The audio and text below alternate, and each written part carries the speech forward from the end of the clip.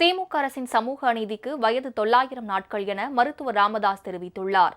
இன்னுயிரை ஈந்தேனும் இழந்த சமூக நீதியை வன்னிய மக்களுக்கான உரிமையை மீட்டெடுப்பேன் என்றும் அவர் சூளுரைத்துள்ளார். பாமக நிறுவனர் மருத்துவர் ராமதாஸ் அக்கட்சியினருக்கு மடல் ஒன்றை எழுதியுள்ளார். அதில் திமுக அரசின் சமூக அநீதிக்கு நாளையுடன் வயது 900 நாட்கள் என குறிப்பிட்டுள்ளார். தமிழ்நாட்டில் வன்னியர்களுக்கு உள் இடஒதுக்கீடு வழங்கலாம் என்று உச்சநீதிமன்றம் ஆணையிட்டு நாளையுடன் 900 நாட்களாகும் நிலையில் சமூக அநீதி கூடாரமாக திகழும் மு.க. ஸ்டாலின் தலைமையிலான அரசு அந்த தீர்ப்பை செயல்படுத்த மறுத்து வருகிறது என்றும் அவர் குறிப்பிட்டுள்ளார். சமூக நீதி என்ற பசுத்தோலை போர்த்திக் கொண்டு திமுக அரசு காட்சி அளித்தாலும் அது சமூக அநீதி என்ற புலிதான் என்பதை வன்னியர்களுக்கு இழைத்து வரும் துரோகத்தின் மூலம் மீண்டும் மீண்டும் நிரூபித்து வருகிறது. கல்வியிலும் வேலை வாய்ப்பிலும் வன்னியர்களுக்கு தனி இடஒதுக்கீடு கோரி கடந்த 2020ஆம் ஆண்டில் மிகப்பெரிய சமூக நீதி போராட்டங்களை முன்னெடுத்தோம். அதன் பயனாகவே முந்தைய ஆட்சியில் வன்னியர்களுக்கு 10.5 விழுக்காடு உள் இடஒதுக்கீடு வழங்கப்பட்டது.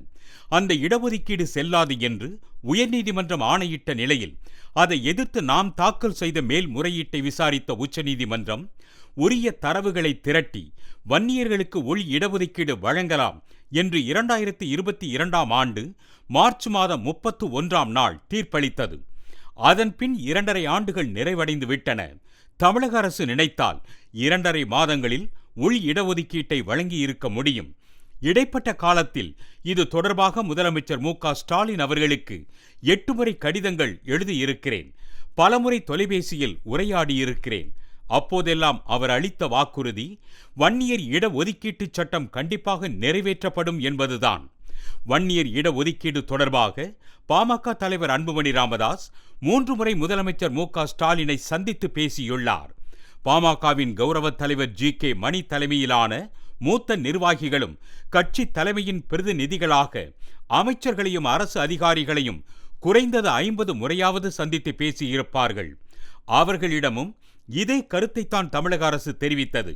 ஆனால் திடீரென ஒரு நாள் நாங்களாக இடஒதுக்கீடு வழங்க முடியாது, நடுவண் அரசு சாதிவாரி கணக்கெடுப்பு நடத்தினால்தான் வன்னியர் இடஒதுக்கீடு வழங்க முடியும் என்று மு.க. ஸ்டாலின் கூறுகிறார் என்றால் அதன் பொருள் உழைக்கும் பாட்டாளி மக்களை திமுக அரசு நம்ப வைத்து கழுத்தறுத்து விட்டது என்பதுதானே. வன்னியர்களுக்கு இடஒதுக்கீடு வழங்கலாம் என உச்சநீதிமன்றம் தீர்ப்பளித்து 7 மாதங்கள் கழித்து 2022ஆம் ஆண்டு நவம்பர் மாதத்தில்தான் பிற்படுத்தப்பட்டோர் ஆணையத்தையே அரசு மாற்றி அமைத்தது. அப்போதும் கூட பணிகள் தொடங்கப்படவில்லை.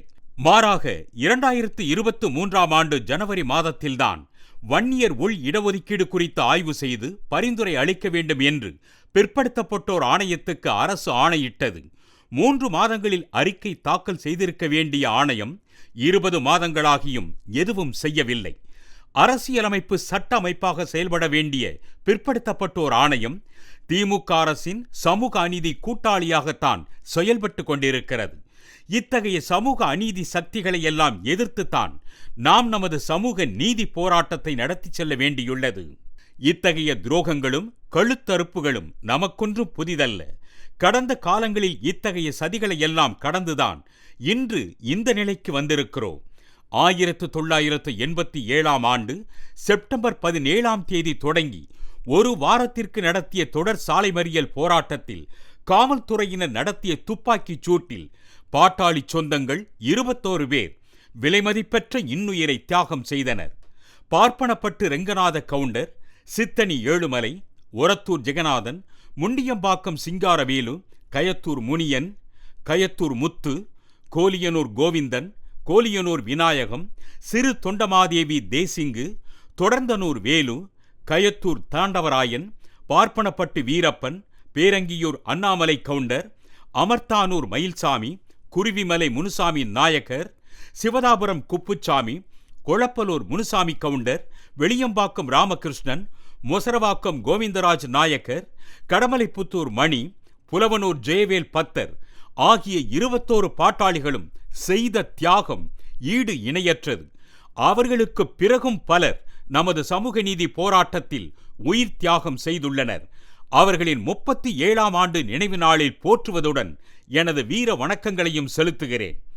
எந்த கட்டத்திலும் பின்வாங்காமல் போராட்டத்தை தொடர்ந்து 1989ஆம் ஆண்டில் 108 சாதிகளுக்கு இடஒதுக்கீடு கிடைப்பதை சாத்தியமாக்கினோம்.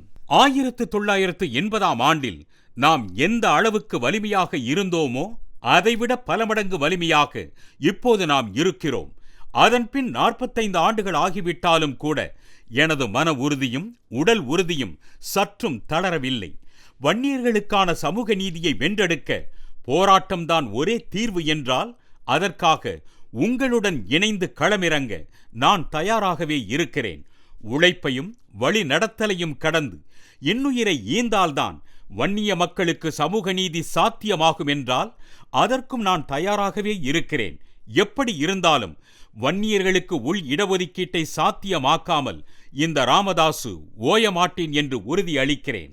சமூக நீதி நாளான செப்டம்பர் 17ஆம் தேதி இடஒதுக்கீட்டு போராட்ட தியாகிகளின் நினைவு தூண்களுக்கும் உருவப்படங்களுக்கும் மலர் தூவியும் மாலை அணிவித்தும் மரியாதை செலுத்த வேண்டும். அனைவரும் அவர்களின் வீட்டு முன்பு வன்னியர் இடஒதுக்கீட்டு போராட்ட தியாகிகளுக்கு வீரவணக்கம் என்ற பதாகையை அமைத்து குடும்பத்துடன் மரியாதை செலுத்த வேண்டும் என மருத்துவர் ராமதாஸ் கேட்டுக்கொண்டுள்ளார்.